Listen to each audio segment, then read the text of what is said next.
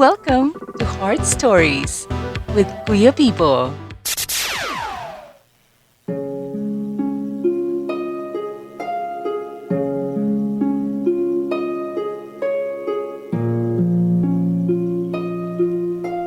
Kawiner, welcome back in our Heart Stories sa subong nga hapon. Kag syempre, kapag gihapon si Kuya Bibo sa ating Heart Stories program. And bago tayo umpisahan ang sulat ni Lizelle sa sining nga hapon, kamuman Kawiner sa liwat basi may ara mga gusto ipautwas ng mga Heart Stories. Kag kung pwede sa pagsulat nyo, bahin-bahinan na sa apat ka, bahin-bahin, no? Kaya di ka-apat kita nga magbalik para magbasa sa inyo sining mga heart stories sa atin yung program. And isend nyo lang ina sa email sa dearheart1079@gmail.com or sa Facebook ay kalabanan sa atin nag-Facebook Kawiner. Pwede nyo ginina-send sa Facebook page ni Bibo via Messenger lang, no? Sa Kuya Bibo Heart Story. Amo na nga kung sino nga Facebook page. And don't forget to like and follow na lang din para matagahan natin sa tiyempo ang inyo sining mga sulat nga igapadala diri sa atin yung program. Kawiner, umpisahan ito na ang letter ni Lizelle sa subong nga hapon. Ang iya nga sulat nagasiling, Kuya Bibo, good day gid sa imo kag sa mga listeners sang Heart Stories. Kuya, ako gali si Lizelle. 18 years old pa lang kag isa ka estudyante. May araman ako sa problem nga gusto ko i-share sa imo. Kuya, party ini siya sa boyfriend ko nga tama ka demanding kag tama ka seloso. Nagkilalahay lang kami sa Facebook pero barkada siya sa friend ko man nga girl. Kuya, since nga pandemic kag medyo layuanay kami, wala pa kami kaagi meet sini, maski isa ka beses. Sa Messenger lang kami nag-istorya, kag kaisa, gapangakig na gani si mama, kay gakaagahan na kami sa video call. Kuya, mahambal ko nga maski sa video call kag chat lang kami. Nagakita ay kag makaistorya. Palangga ko na si Dave. Manug 7 months naman kami nga magkarelasyon. Pero kuya, mga 2 months man siya nga nagpalapangaluyag sa akon. Ambot kuya, kung tama bala nga ginsabat ko siya. Maski sa chat lang kami, kag wala pa kami nakamit sa personal. Kuya, I know nga, bata pa man ako kag kabalo man ako sang akon self, kundiin lang ako hasta. May ginaawayan abi kami permi ni Dave, kay hindi ako yasang gusto niya nga matabo.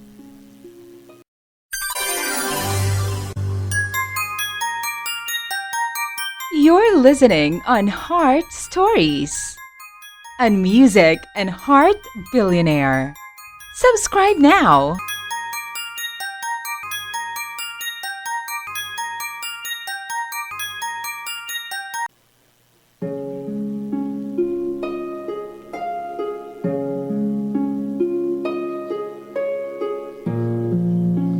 Kawiner, pabalik diri sa atin yung Heart Stories. Kapag gabon si Kuya Bibo sa 107.9 Win Radio, Iloilo. Kawiner, padayunan ta sa pagbasa ang sulat naging padala ni Lizelle.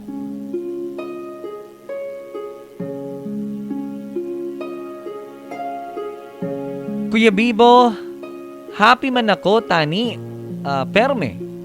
Kay may inspiration ka bala kag may boyfriend ka. Pero kung mag-away kami, apektado man ako kag nasubuan. Permi kami nag-aaway ni Dave, kuya. Kay grabe siya ka seloso. Kagusto niya permi lang kami gadchat Kag dapat, tagagabi, ma-video call. Pero kaisa nga daan, ga katulugan man ako sa kakapoy. Kag kaisa, may mga ginaobra man ako sa balay. Kag mga project sa school. Kung hindi ka gani kasabat, mangakig na siya dayon. Kag hindi na mag-chat-chat pa. Amo na nga, nagalalain man ako, kay hindi na siya makipag-istorya na dayon sa akon. Makaya niya na lang ako nga dead mahon, maski pila pa kainadlaw Kuya Bibo. Nabudlayan ako magpaayon sa iya kuya. Pero minagani ako ya maakigan nila ni mama kag papa. Kay nagapinulaw ako ka istorya namon kun gabi. Pero may ako ya madakpan na ni mama nga nagapulaw sa kwarto. Kani, permi na lang man ako nga naakigan. Pero hindi ko man gusto nga maakig si Dave sa akon kay palangga ko na siya katama Kuya Bibo. Gani, maski paano, nagatinguha gid ako nga makakawat-kawat man sa gihapon para maka-video chat sa iya. Tubtub kuya nga naglabot na sa punto nga may nalainan na ako sa iya. Tungod, may ginapangayo siya sa akon. Nga hindi ako magpasugot. Kag naghambal siya nga makipag-break sa akon. Kay buot lang kuno hambalon nga wala ako sang salig sa iya. Kag hindi ko siya matuod nga palangga. Kay hindi ko mapasugtan ang gusto niya nga matabo. Kag ang mga ginapangayo kag ginademand niya sa akon. Sa taga mag-video call kami nga duha.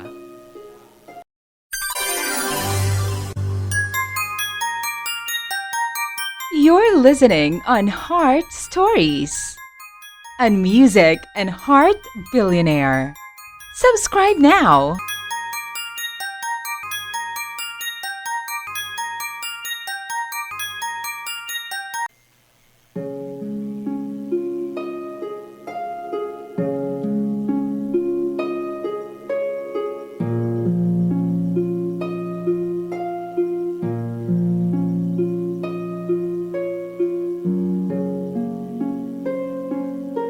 Ka-winner! Welcome back sa atin yung Heart Stories. Kaupad nga ba si Kuya Bibo? Siyempre, sa atin nga programa sa alas 3 saghapon. Ka-winner, basi ka mo man, may mga heart stories sa liwat, no? Gina-invite agad ka mo. Basi may mga nagapagamo, nagatublag sa inyo sini mga kaisipan. Most especially inyo sini mga balatiyagon. Na gusto nyo nga magpa-auto husband, diri sa aton nga programa, pwede nyo gidi na obrahon. Isulat lang inyo sa nga heart stories. Kag i-email sa dearheart1079@gmail.com. And I believe kadamo sa aton na naga-Facebook, so pwede nyo manina i-send sa aton sa nga Facebook page, Kuya Bibo Heart Stories. Amo na nga ako sa nga Facebook page. Again, Kuya Bibo Heart Story. Kung wala nyo pa na-like, gali ka-winner kag na-follow, paki-like and follow na lang din, no? Para makachika-chika nyo man si Kuya Bibo off-air. Now, let's go back sa kasugpon sang istorya ni Lizelle. Sa pagbadayon ko, siling niya diri, Kuya Bibo, nagaugot-ugot ako kay Dave kung magpamilit siya sang iya gusto matabo. Kuya, ginapagpilitan niya gid nga sa video call namon. May himuon kami. Nga mahambal ko, daw kalaswaan. Kabalo ka naman siguro kuya kung ano ang ginanamin ko. Kagang imo nga mga tagpamati. May gusto siya matabo, kuya. Pero hindi ako ya Kuya Bibo magpasugot. Pero amo nang ginabalik-balik niya nga kun palangga ko siya kuno. Dapat pamatudan ko kag magpasugot ako. Kay ti, sa video malang na ako no. Nahadlok ako sang gusto niya maski pa sa personal, Kuya Bibo. Waay siya, nagapanumdum iyaya, Kuya Bibo, kung ano ang mangin konsekwensya sini, kung ano ang mga matabo. Amoy na perme ang ginabalik-balik niya pangayo sa akon. Ako no, maski one time lang, amo na ang linyada niya perme. One time lang, mapasugot kuno ako. Kagkaisa, mangayo pa na siya sa kuno picture ko nga naman kuya na may ipakita ako sa iya pero hindi ako nga para lang sa amon kuno nga duha. Wala ako nagapasugot Kuya Bibo sa mga gusto niya. Kag mga ginadikta niya nga himuon ko or ihatag sa iya nga mga picture nga ina nga mahambal ko. Nakataya ang pagkababae ko, Kuya Bibo. Sang sigi-sigi niya pamilit, sang iya gusto. Kuya Bibo, ginpahog ko siya one time. Nga kung hindi siya maguntat, kag kung amo lang na perme, ang ihambal niya sa akon, kag ibalik-balik niya. Makipag-break na ako sa iya kay, sorry sa word kuya, kamanyakan lang guro ang gusto niya sa akon. Pero masorry na siya tapos maliwat man gihapon. Gani, sa kainit ko Kuya Bibo, ginbreakan ko na lang si Dave. Kay natakaan ako sang nagay niya ka pangulit sang bagay nga hindi ko mahatag kag mapasugtan. Kuya, nasakitan man ako nga tapuso na lang basta-basta ang amon nga relationship. Sa subong, ginahidlaw naman ako sa iya. Pero hindi ko mahimo siya balikan kung hindi siya magbago.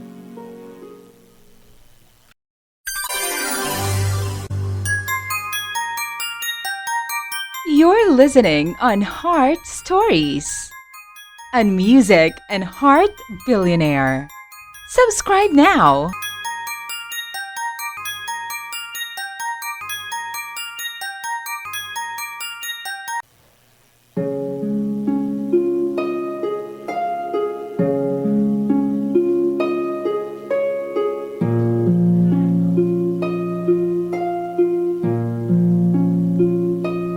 Winner yon 107.9 Winner Radio and pabalik diri sa atin yung Heart Stories program sa katapusan ng bahin sang sulat ni Lizelle.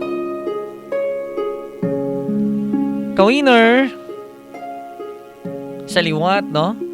Basi ka mo may mga tagsa-tagsa man ka mga problema nga gusto nyo ba matagaan sang oras kag isalig diri sa aton nga Heart Stories program.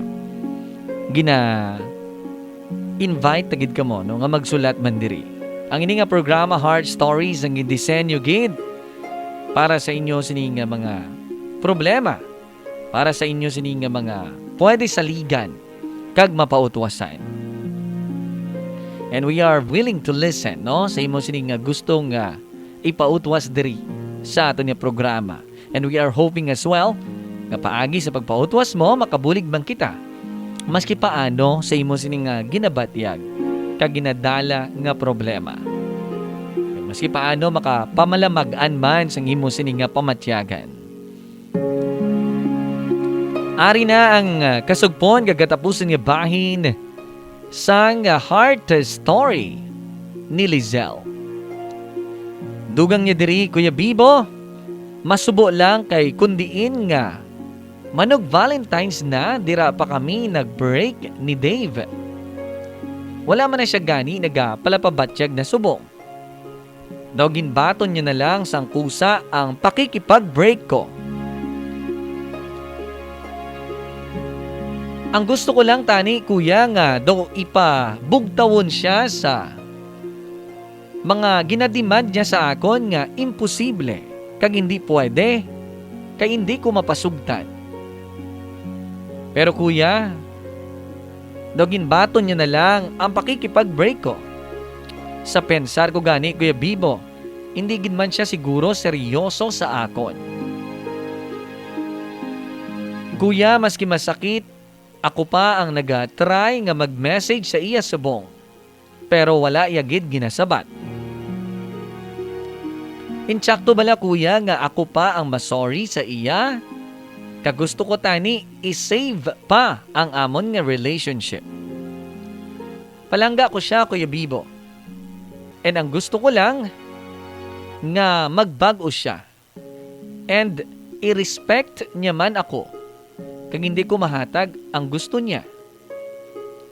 Kuya Bibo, gusto ko man nga makipagbalikan kung tani sa iya.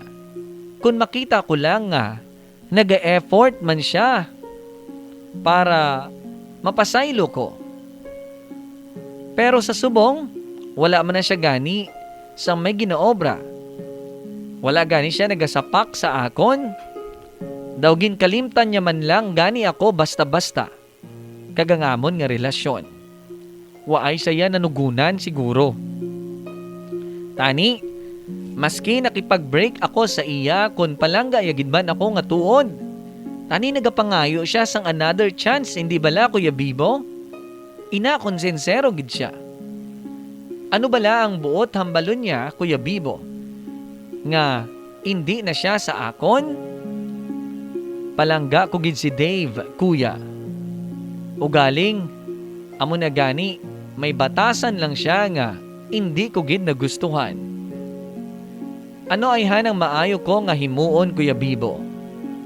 Padayunon ko bala ang pag-communicate sa iya nga ako ang nagatry nga makigbalik sa iya or ma-stop na lang man ako? Basi, nagapa-convince lang siya, Kuya Bibo. Kaginahanlan ko lang gid mangayo sang pasensya man sa iya. Nagamuhan ako now, Kuya Bibo, kay in love gid ako kay Dave. Maski wala pa kami nakakita ay. Ano pwede ko himuon, Kuya? Ano bala ang dapat ko nga mangin desisyon? Nagapangayo gid ako sang advice sa imo. Kay permi gid ako nagapamati sang imo man nga program. Salamat Kuya Bibo kag sa imo program Heart Stories. Mabantay man ako everyday basi mabasahan mo man ang ining akon letter. Hulaton ko ang imo nga advice, Kuya. Thank you. And I am Lizelle of Pototan.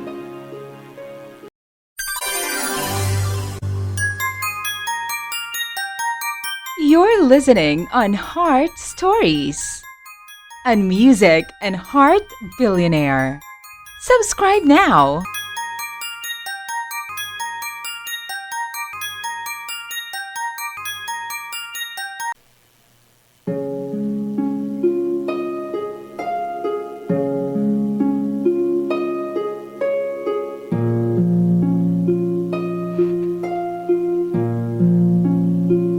Kawiner yon 107.9 Win Radio in Inini. Kapag gaba si Kuya Bibo sa Heart Stories sa bunga adlaw. Kag diri nang kita sa Thoughts on the Matter ni Kuya Bibo Kawiner, ang ako niya matugda naman sa nangin problema ni Lizelle. Well, Lizelle, ka very lamharon pa sa imo no, at very young age, at 18 actually. Why mo kuya kontra gusto, no? Nga magsulod sa love life ang mga teenagers. But then, you should know always your limitations. Ika nga nila, no? Pero, I am happy to hear nga nakaya mo manumdum sang insakto. Kag wala ka nagpadala-dala sa temptasyon sang imo sining mahambal ko na ex-boyfriend nga ini. Kiti, gimbrikan mo na siya, di ba?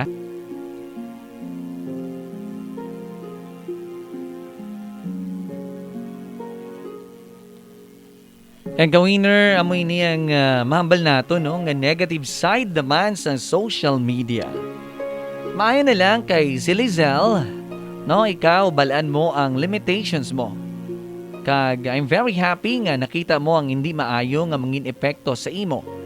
Kung mapasugtan mo lang ang gusto sang imo sining ex-boyfriend. He is not a good influence sa imo, kag hindi maayo ang mangin epekto sining ex-boyfriend mo sa imo. Tungod sa mga ginapensar niya nga ipahimo sa imo o obrahon ninyo. Hindi na iya love, Lizelle, pangga ang iya sining gusto. Last ina iya, no? And please, for now, maambal ko sa imo, hindi pagkanuguni ang relasyon sa wrong guy nga nakilala mo. And I hope, hindi mo na mapasugtan ang kaugalingon mo nga makigbalik sa amo sini nga klase sang lalaki. Sa subong, siguro Lizelle, give more of your time sa mga bagay nga makabuluhan. Kag inang mga bagay nga dapat mo gid i-prioritize. You can be happy and inspired even wala ka sang love life or wala ka sang boyfriend.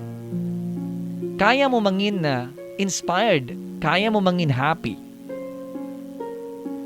Kabagets pa sa imo, no? Damo pa ina mga much promising nga mga possible boyfriend sa pila ka adlaw.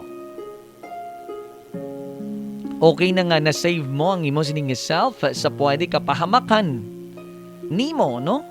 Kung nagpasugot ka lang sa iya gusto. Kani, hindi na pag-ipilit ang kaugalingon mo sa tawo nga hindi makahatag sa imo sang kaayuhan.